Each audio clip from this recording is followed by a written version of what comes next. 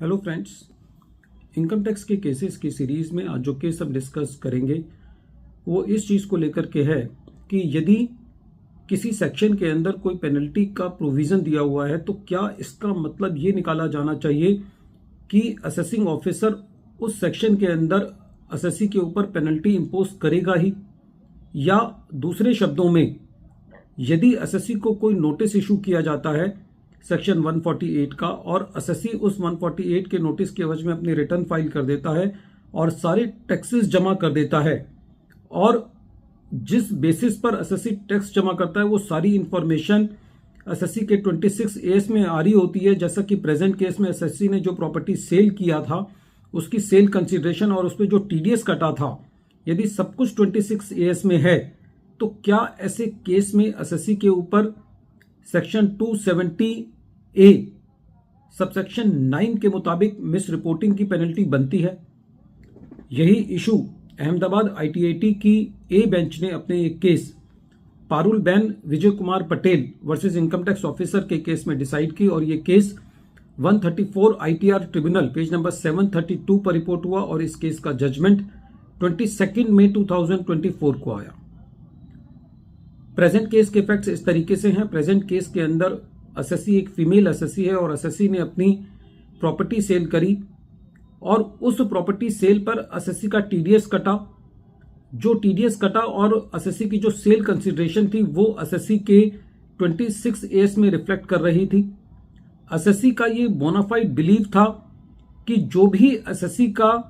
Cell of property पर tax बनता है वो टैक्स उसका काट लिया गया है और अब असेसी को कोई भी रिटर्न फाइल करने की जरूरत नहीं है। असेसिंग ऑफिसर के पास इसकी जानकारी आई कि असेसी ने अपनी रिटर्न फाइल नहीं की है और असेसी ने कोई प्रॉपर्टी सेल की है, तो इसके बाद असेसिंग ऑफिसर ने असेसी को सेक्शन 148 का नोटिस इशू किया कि असेसी की कोई इनकम असेस होने से रह गई है। असेसी ने इस सेक्शन 148 के नोटिस की अवज में अपनी इनकम टैक्स की रिटर्न फाइल करी। उस इनकम टैक्स के रिटर्न के अंदर अपनी प्रॉपर्टी जो सेल की थी उसके ऊपर जो कैपिटल गेन बनता था वो ड्यूली पे किया। असेसिंग ऑफिसर ने उस रिटर्न को एक्सेप्ट किया, लेकिन बाद में असेसिंग ऑफिसर ने सेक्शन 270 कैपिटल ए सबसेक्शन 9 के मुताबिक असेसी के ऊपर under reporting via miss reporting की पेनल्टी लगाई, जो कि टैक्स का 200% होती है। असेसी का यह कहना था कि असेसी ने अपनी इनकम टैक्स की रिटर्न इसलिए फाइल नहीं करी क्योंकि असेसी का यह बोनाफाइड बिलीव था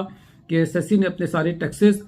टीडीएस के थ्रू पे कर दिए हैं और असेसी को रिटर्न फाइल करने की जरूरत नहीं है। दूसरा, असेसी का यह कहना था कि असेसी ने कोई भी फैक्ट्स को छुपाया नहीं है क्योंकि जो सेल कंसिडरेशन है और जो टीडीएस है वो असेसी के 26 एस में रिफ्लेक्ट कर रहा है। लेकिन असेसिंग ऑफिसर ने का यह कहना था कि यदि असेसिंग ऑफिसर ने असेसी को 148 का नोटिस इशू नहीं किया होता